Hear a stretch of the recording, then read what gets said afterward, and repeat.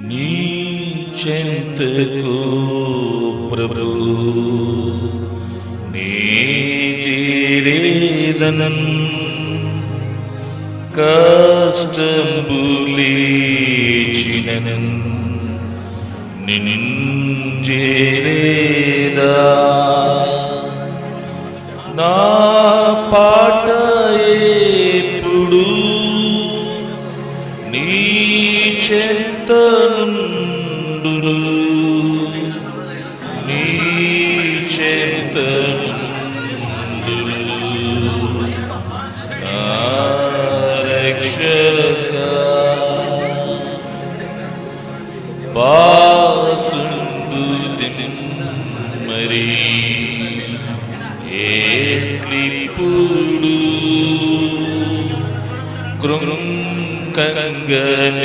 కృంకంగనీగడా నా చుట్టూరు చీకట్లు గ్రమ్మినన్ స్వప్నంబునందును నీ చెంతనుందును నా రక్షక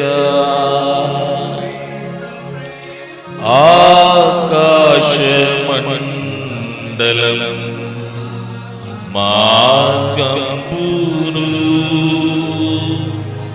నాకివు చూపుమా నూర్చుండేదా నీ దివ్యదూతలు నన్గోరి పిల్వగా నీ చెంతనుందును నా రక్షక నే నిద్రలేకని స్తోత్రంబుతో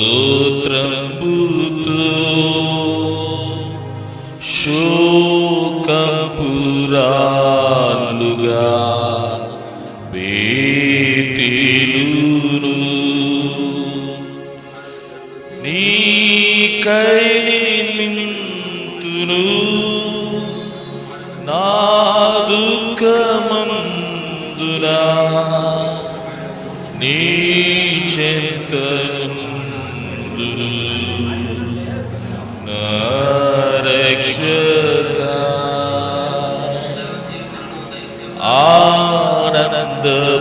ఆనందపూర్ణమై పక్షంబులనన్ నాకంబునందుచు నే లేచినన్ నా పాటయంతయు నీ చెంతనుండును నీ చెంతనుండును నా రక్షక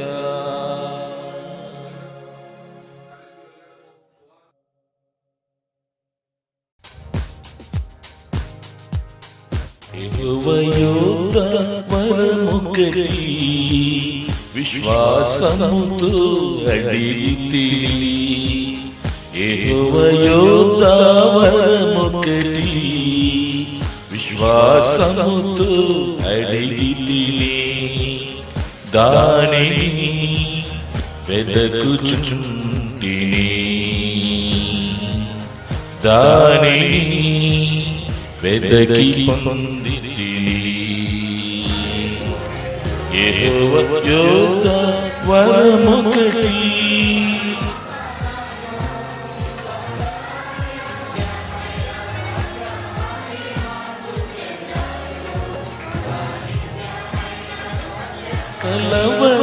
కలవరములెన్నెన్నో రాగా విసిగిపోతిని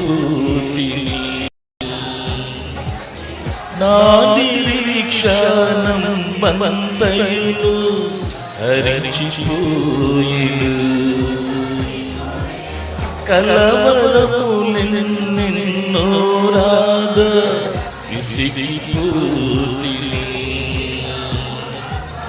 నా నిరీక్షణమంతయును హరించిపోయెను.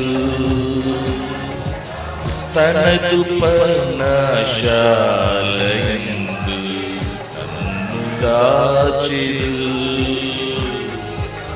తనదు పర్ణశాలయందు నన్ను దాచెను. శాంతినిచ్చెను. అందుకే పాడి పొగడెదను. అందుకే స్తుతి చెల్లించెదను. యెహోవా వరమొకటి విశ్వాసముతో అడిగితిని. దానిని వెదకి పొందితిని. దానిని వెదకుచుండిని. యెహోవా వరమొకటి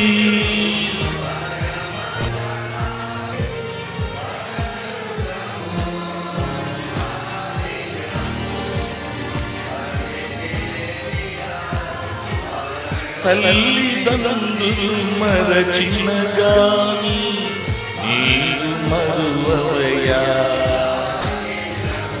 బంధుమిత్రులు నన్ను విడచినను ఆదుకొందువయ్యా. తల్లిదండ్రులు నన్ను విడచినను నీవు విడువవయ్యా.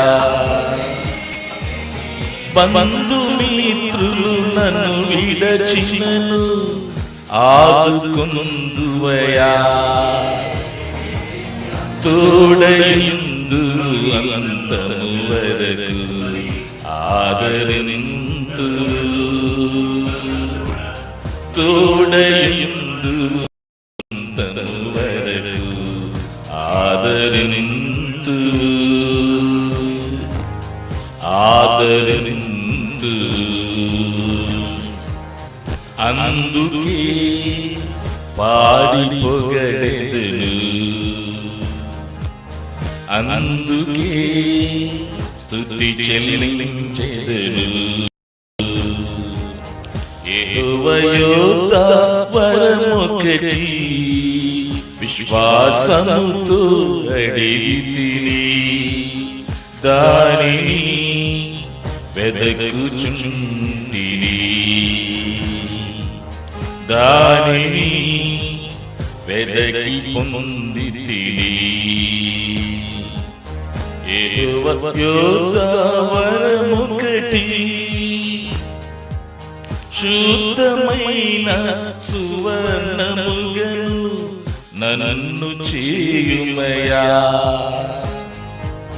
పవిత్రమైన సంగవధుగా సిద్ధపరచుమయా. శుద్ధమైన సువర్ణముగను నన్ను చేయుమయా. పవిత్రమైన సంగవధుగా సిద్ధపరచుమయా. నా సమస్తము నీదు సేవకై నేను వ్యయపరచా. నా సమస్తము నీదు సేవకై నేను వ్యయపరచా. నాకు నేర్పుమయా. అందుకే పాడి పొగడెదను. అందుకే స్తుతి చెల్లించెదను.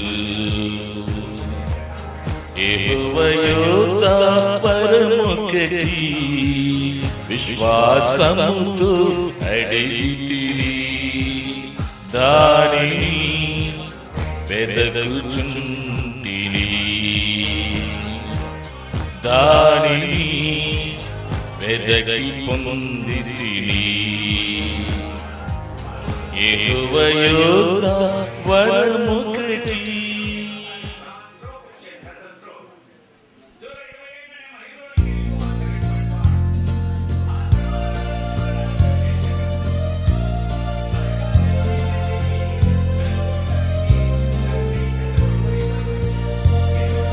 ఇటువంటి యాగము చేసితివి యేసు నీ వలె నేనుండా నా కొరకై. ఎటువంటి యాగము చేసితివి యేసు నీ వలె నేనుండా నా కొరకై.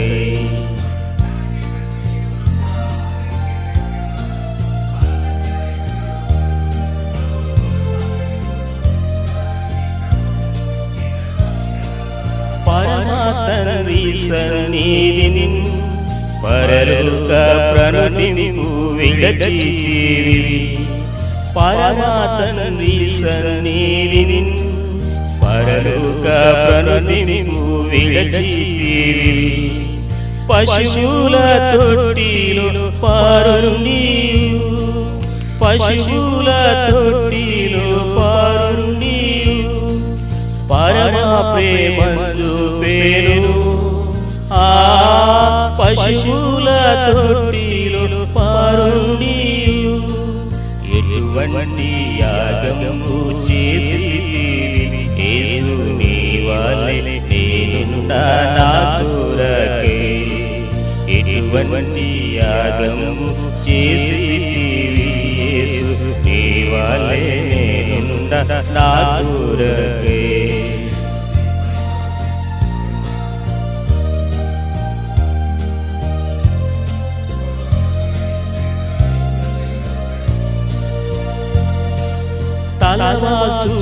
తలవాచుటకైనను స్థలమిలలో లేకుండే నీకు. తలవాచుటకైనను స్థలమిలలో లేకుండే నీకు.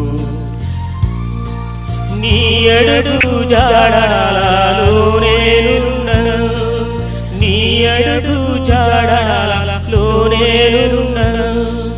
నా ముందు వెళ్ళితివి ఆ నీ అడుగు జాడలలో నేనుండను. ఎటువంటి యాగము చేసితివి యేసు నీ వలె నేనుండా నా కొరకై. ఎటువంటి యాగము చేసితివి యేసు నీ వలె నేనుండా నా కొరకై.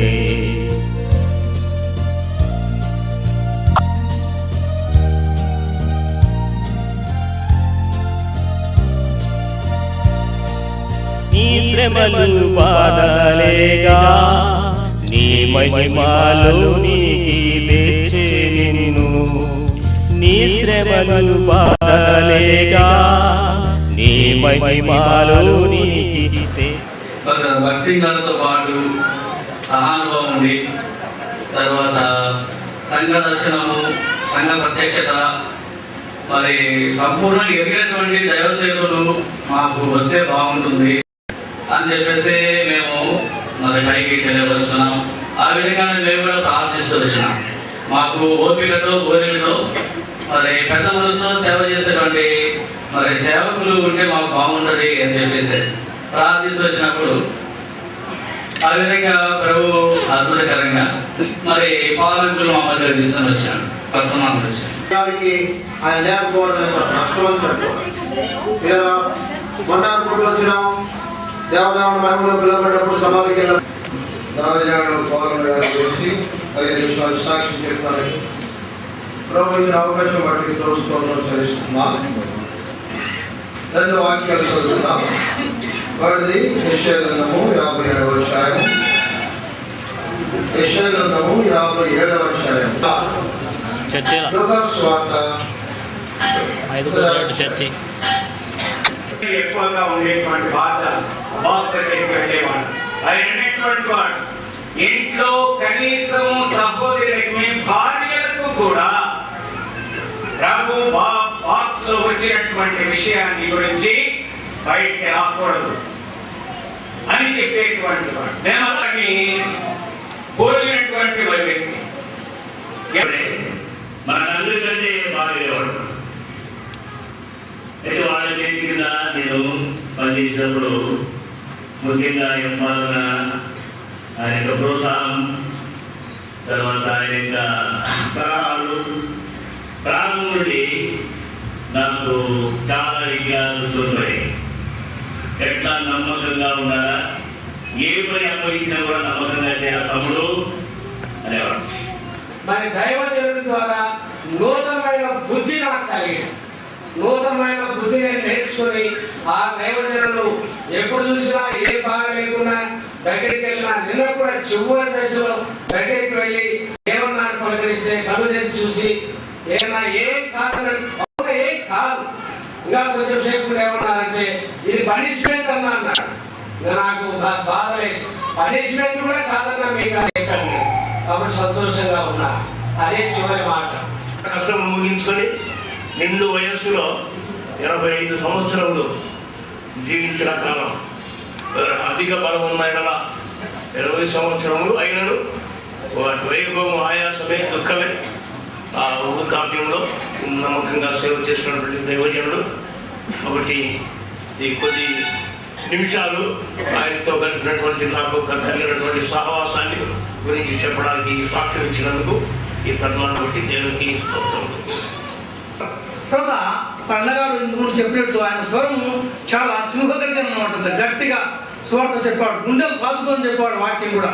మరి అన్నగారు యొక్క సేవా పరిచర్య మరి ప్రొద్దుటూరు ఏరియా అంతా కూడా స్వార్థ ప్రకటించాడు.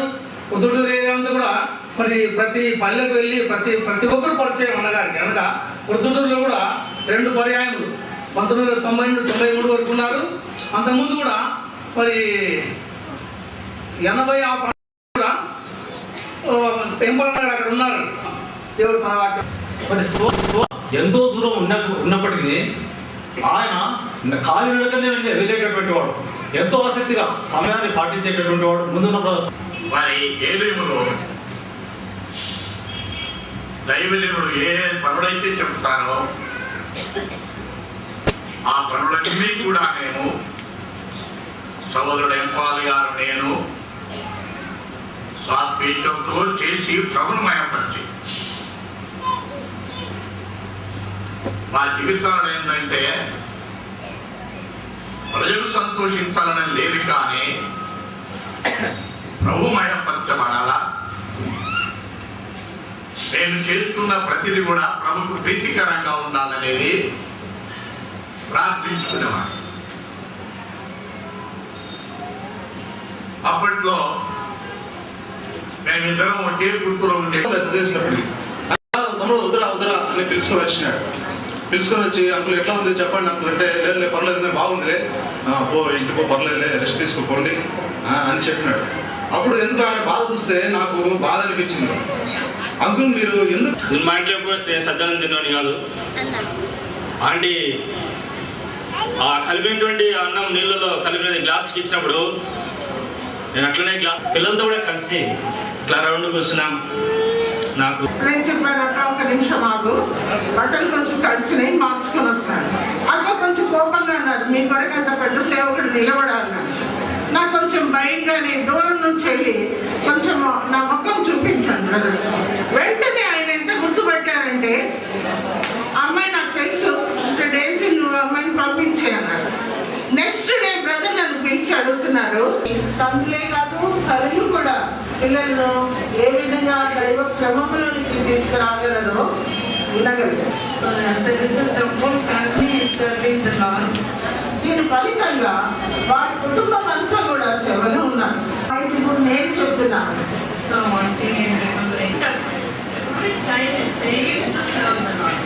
కాబట్టి అట్లాగా వారి చిన్నతనంలోనే I was struck by the diary he has written. You're planning your children and family. I couldn't give you much. I'm going, but the Lord will take care, something like that. చూడండి, నేను ఆయన డైరీలో రాసినటువంటి ఆ లేఖను నిజంగా నా హృదయానికి ఎంతో ప్రభావితమైనది. తను ఎంత చక్కగా తన కుటుంబీకులందరికీ కూడా తను రాసి వచ్చినాడు. నేను నీకు ఏది ఇవ్వలేకపోయినప్పటికీ కూడా ప్రభు మీకు ఎక్కువగా సహాయపడ్డాడు అన్న మాటలు రాస్తూ వచ్చాయి. So what is written has come from his heart and continual prayer. చూడండి, అది ఆ మాటలు తన హృదయంలో ఉంటూ వచ్చినాయి, ఎడతెక్కకుండా తాను ప్రార్థిస్తూ వచ్చిన కారణం ఆ విషయాలు రాగలిగినాయి. Lord will fulfill that prayer. కాబట్టి ప్రభు ఆ ప్రార్థనను నెరవేర్చుగాక. అనేక మంది దైవ సేవకులు పరిచయం పంపించబడుతూ వచ్చినారు. నిజమైనటువంటి దేవుని సాక్షులుగా నిలుచున్నారు. అనేక మంది దైవ సేవకులు దేవునికి సాక్షులుగా నిలబడుతూ వచ్చినారు. And also families consistently following the Lord faithfully. అనేక కుటుంబాలు కూడా వాళ్ళు ప్రభువుకు నమ్మకంగా కొనసాగుతూ వచ్చారు. Thank the Lord for all labor.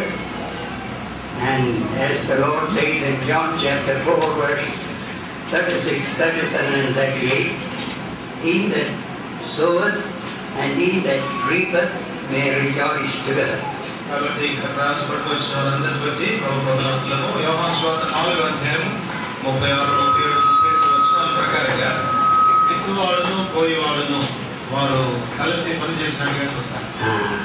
One soweth and another reapeth. ఒకడు విత్తుతున్నాడు, మరొకడు కోస్తూ ఉన్నాడు. But he that soweth and reapeth should rejoice together. మరి విత్తువాడు పోయేవాడు కూడాను వారు కలిసి సంతోషిస్తారు. Other men labored, we have entered into their labor. ఇతరులు ప్రయాసపడి మనం వారి ప్రయాసంలో ప్రవేశించున్నాం. That's the principle of service unto the Lord. ప్రభు నిమిత్తం సేవ చేసే విషయంలో ఇది నియమం. Our labor is together with Christ. 1 Corinthians chapter 3 verse 9. 1 Corinthians 3వ అధ్యాయం 9వ వచనం ప్రకారంగా మనము క్రీస్తుతోటి జత పనివారము. And before I attempt to say a few thoughts drawn from the scripture, I will thank the Lord once again for the life that our late brother lived and labored with home and family and children. చూడను కూడా లేదు. 74వ సంవత్సరంలో నేను రక్షింపబడ్డాను. అప్పుడప్పుడే దేవుళ్ళు ఎదుగుతున్నాను. కాబట్టి దేవుని దాసులు ఎంపాల్ గారు అక్కడికి వచ్చిన తర్వాత నిజంగా మరి ఆత్మీయంగా నేను ఎంతో బలపరచబడ్డాను. దేవుని వాక్యం వర్తమానం ఎలాగ ఇవ్వాల్సింది ఆయన ద్వారానే నేను నేర్చుకోగలిగినాను. చెప్పుడు అనేది నేను గమనించాను. అదే పద్ధతి దేవుడు నాకు నేర్పించినాడు. కనుక ఈ రీతిగా మరి దేవుని దాసుల ద్వారా నేను నేర్చుకున్న అనుభవం పాఠం ఎంతో గొప్పదిగా ఉంటున్నది. మనం నిజంగా ఇటువంటి దేవుని సేవకుల గురించి వింటున్నాం, ఎంతోమంది చెప్పగా ఇప్పుడు విన్నాం. చివరిగా మరి దేవుని దాసుల్లో నేను గ్రహించింది ఏమిటంటే, ఇంత పెద్ద వయసులో మరి ఏ స్థలమైన కానీ పోయే మనసు ఆయన కుండుట నాకు ఆశ్చర్యమైంది. అట్లా మనసు లేని కారణం చేతనే మరి వారు కూడా కృంగిపోవుట, చింతపడుట ఈ విధంగా జరుగుతూ ఉంది. మరి ఫిలిప్పన్న కూడా ఇప్పుడు ఎంత చింత ఉన్నదో అట్లా లోబడే కారణం చేత. కాబట్టి నిజంగా ఇటువంటి దైవజనుల ద్వారా మరి మనం నేర్చుకోవాల్సింది, గ్రహించవలసింది ఏదేమైనా సరే పెద్దలకు లోబడిపోవుట.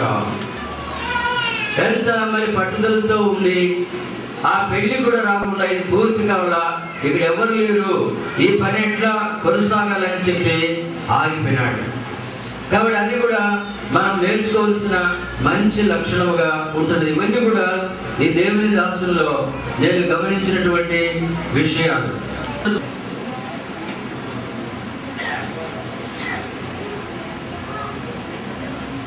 మధ్యలో ఉండబడిన స్థానిక విశ్వాసులకు,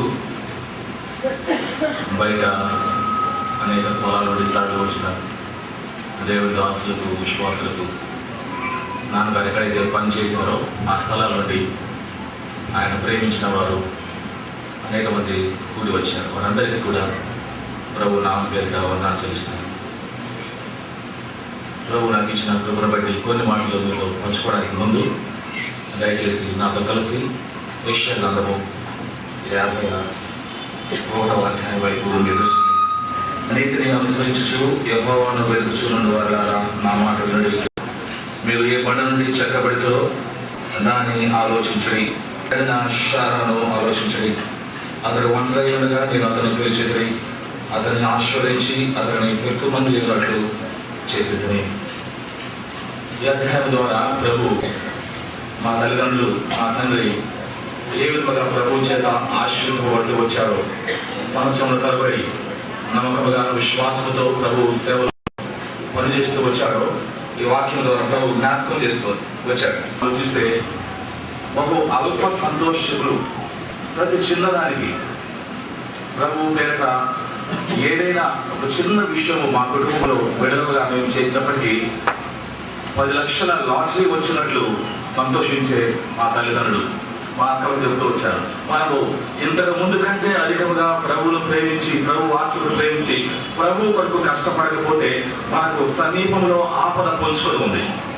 that's very great day, very night was, దగ్గర సమీపంలో పొంచుకుంది. కనుక ఇంతవరకు మన ఒడిదుడుకులలో, మన యొక్క చేతగాని తరంలో మన తండ్రి తల్లిదండ్రుల యొక్క ఆశీర్వాదము, వారి ప్రార్థన ఉంటుబట్టి ప్రభు మనం కాపాడుతూ పోతున్నాడు. కనుక వాటిని మనం చులకనగా చేస్తే మనం దెబ్బతినే అవకాశాలు ఉన్నాయి. కనుక అలాగూ వారి విషయంలో ప్రభు నాకు నేర్పిస్తూ, మీరు అటువంటి బంధ నుండి, అటువంటి కడుపున మీరు పుట్టారు, ధన్యులు అని జ్ఞాపకం చేస్తూ, అతడు ఒంటరి ఉండగా నేను అతని పిలిచింది. నీ అవసరాలు ఎవరికి తెలియకూడదు, నీ అక్కలు ఎవరికి కూడా తెలియకూడదు. కొంతమంది చెప్తారు ఏమి తినకుండా కూడా తిన్నట్టుగానే కల్పించుకోవాలి అన్నది ఆయన పాపం. ఎక్కడ ఒడుగుతుంటా మేము వాళ్ళు చూస్తూ వచ్చాము, దగ్గర నుండి చూస్తూ వచ్చాము. ఒక్కొక్కసారి స్థితిలో ఉన్నప్పుడు ఎవరిని అడగకూడదు. 2-3 రోజులు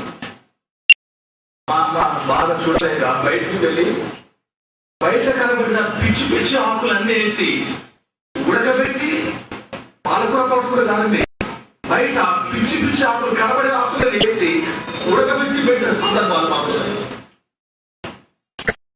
ప్రభు కొరకే అలాగే మేము జీవించాం. ప్రభు ఆశ్రయిస్తున్నాడు. మేము ఎక్కడ కూడా రిగ్రెట్ అయ్యే అవకాశాలు మాకు ఎక్కడ కనిపించలేదు. మెట్టు నుండి మెట్టుకు ప్రభు ఆశ్రయిస్తూనే వెళ్తున్నాడు. వారి కల్పన మేము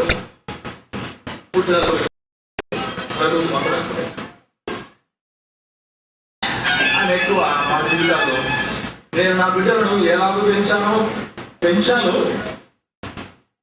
ఇవన్నీ మీకు చాలా అవసరం, టైం లేదు, అయితే చాలా అత్యవసరమైన మాటలు. నా బిడ్డలను ఎలాగో పెంచాలో నేను పెంచాను. అయితే ప్రశ్న ఏమిటంటే, నా బిడ్డలను ఎలాగో వీరు పెంచాలో అన్నది ఆయనకు భయంకరమైన సమస్యగా మారింది. ఎందుకంటే వాస్తవంగా చెప్పాలంటే ఆయన మమ్మల్ని పెంచిన పెంపకములో మా బిడ్డలు కనీసం 50% మేము పెంచుతున్నామంటే సందేహమే. నేను వెతుకుతూ ఉన్నాను డైరీలన్నీ. 1వ తారీఖు ఫిబ్రవరిన ఆయన స్వహస్తాలతో ఒక మాట రాసి పెట్టాడు. చదివింది. తల్లి ఎంపాలు మా ప్రియమైన పిల్లలకు రాయట.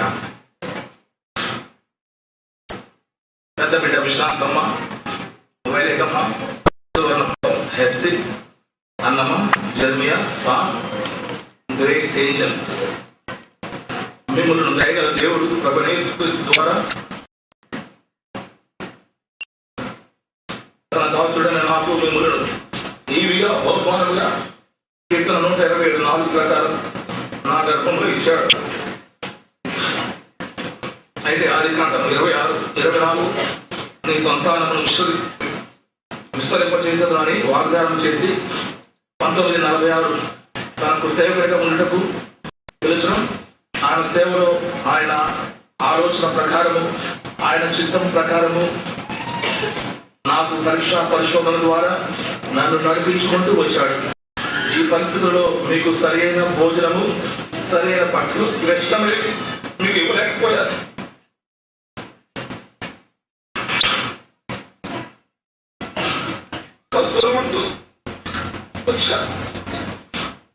మిమ్మల్ని సరైన మార్గంలో నుంచి తీసుకొని వచ్చుటకు